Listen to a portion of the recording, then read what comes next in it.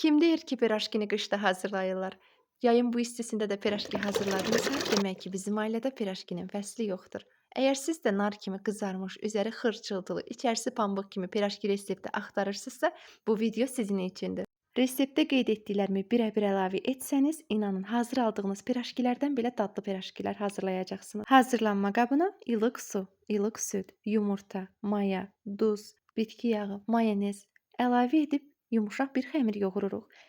Əgər pirajkilərinizin xırçıltılı olmağını istəyirsinizsə, mayonezi mütləq əlavə edin.